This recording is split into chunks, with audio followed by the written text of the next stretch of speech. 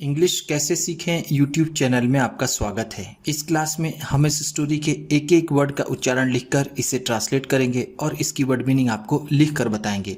लिखने से वो वर्ड मीनिंग आपके दिमाग में ज़्यादा समय तक रहेगी और साथ में हम आपको ग्रामर से जुड़ी, टेंस से जुड़ी छोटी छोटी बातें भी बताएंगे, जिससे आपको इंग्लिश लिखना, पढ़ना, बोलना और समझना और अच्छे से आने लगेगा।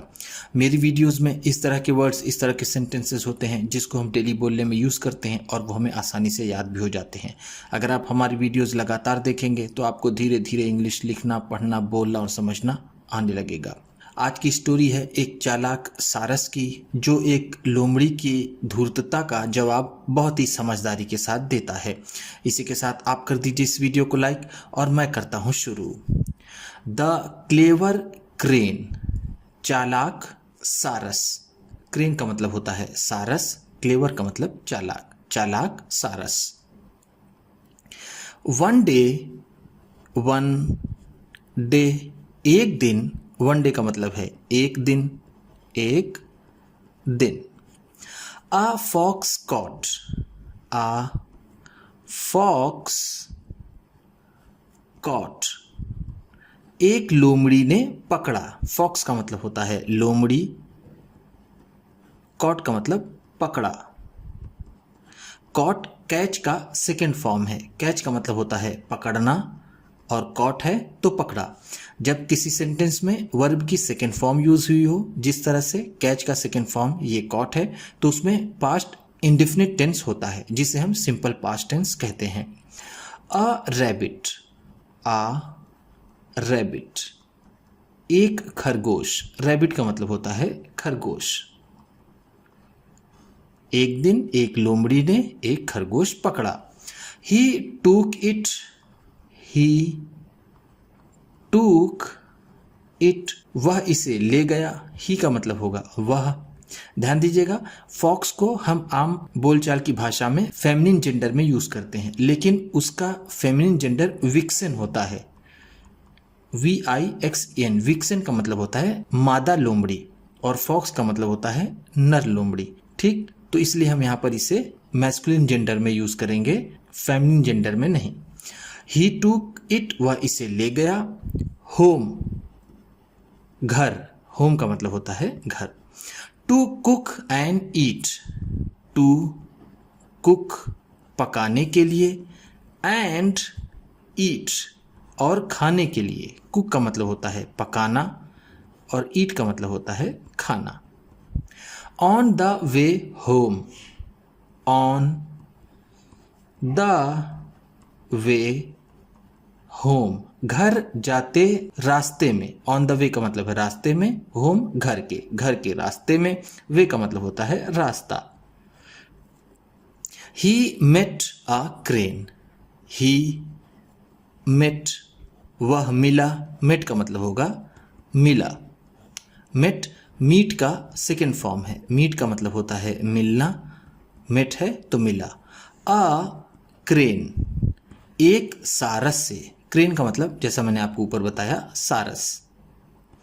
The fox said, the fox said, लोमड़ी ने कहा। सेड का मतलब है कहा। सेड से का सेकेंड फॉर्म है। से का मतलब होता है कहना, सेड है तो कहा। To the crane, to the crane, उस सारस से। Come and have dinner, come, आओ। कम का मतलब होता है आना, यहाँ कहा जा रहा है इसलिए आओ। एंड, और, हैव डिनर, और रात का खाना खाओ। डिनर का मतलब होता है रात का खाना, रात का खाना। लंच का मतलब होता है दोपहर का खाना, LUNCH। लंच का मतलब होता है दोपहर का खाना। और ब्रेकफास्ट का मतलब सुबह का खाना। विथ मी, विथ मी, मेरे साथ। मी का मतलब है मेरे, विथ साथ। टू नाइट, टू नाइट, आज की रात। टू नाइट का मतलब होगा आज रात, आज रात। आओ और मेरे साथ रात का खाना खाओ आज की रात। The crane was very happy, the crane was very happy. वो सारस बहुत खुश हुआ। वेरी हैप्पी का मतलब होगा बहुत खुश, बहुत खुश। एंड और सेड यस, सेड यस, और उसने हाँ कहा। यस का मतलब होगा हाँ, सेड कहा। बट लेकिन, बट का मतलब होता है लेकिन। The fox played a trick on the crane. The fox, उस लोमड़ी ने, प्लेड अ ट्रिक, एक चाल चली। प्ले अ ट्रिक का मतलब होता है चाल चलना, चाल चलना। प्लेड अ ट्रिक है तो चाल चली। ऑन द क्रेन, उस सारस पर। ही मेड, ही मेड, उसने बनाया। द रैबिट, उस खरगोश को। Into soup, into soup, soup में। उसने उस खरगोश को सूप में बनाया, या फिर उसने उस खरगोश का सूप बनाया। ही पोर्ड, ही पोर्ड, उसने उड़ेल दिया। पोर का मतलब होता है उड़ेलना, उड़ेलना या फिर डालना। उसने डाल दिया। द सूप, द सूप, उस सूप को। Into a plate, into a plate, एक प्लेट में। प्लेट का मतलब यहां पर होगा तश्तरी। उसने एक तश्तरी में उसे डाल दिया। The crane had a long bill. The crane had, उस सारस के पास थी। अ लॉन्ग बिल, एक लंबी चोंच। लॉन्ग का मतलब होगा लंबी, बिल का मतलब होगा चोंच। ध्यान दीजिएगा, बीक का भी मतलब चोंच होता है। जो छोटी चोंच होती है उसे बीक कहते हैं और लंबी चोंच को बिल कहते हैं। हैड का मतलब के पास था, के पास था। He could not drink, he could not drink, वह पी नहीं सका। कुड नॉट नहीं सका, ड्रिंक का मतलब होता है पीना, और कुड नॉट ड्रिंक है तो नहीं पी सका। From the plate, from the plate, उस प्लेट से। फ्रॉम का मतलब है से। The fox drank, the fox drank, वो लोमड़ी पी गया। ड्रैंक का मतलब है पी गया, पी गया। ड्रैंक ड्रिंक का सेकेंड फॉर्म है। ड्रिंक का मतलब होता है पीना, जैसा मैंने आपको यहां पर बताया, और ड्रैंक है तो पी गया। ऑल द सूप, पूरा सूप। ऑल द सूप का मतलब है पूरा soup. And the crane, and the crane, और वो सारस। स्टेड हंग्री, स्टेड हंग्री, भूखा रह गया। स्टेड का मतलब होगा रह गया, हंग्री भूखा, और वो सारस भूखा रह गया। बट लेकिन, he told the fox, he told the fox, उसने लोमड़ी को बताया। टोल्ड का मतलब है बताया या फिर कहा। टोल्ड टेल का सेकेंड फॉर्म है। टेल का मतलब होता है बताना, टोल्ड है तो बताया। Thank you for the soup, thank you, तुम्हारा शुक्रिया।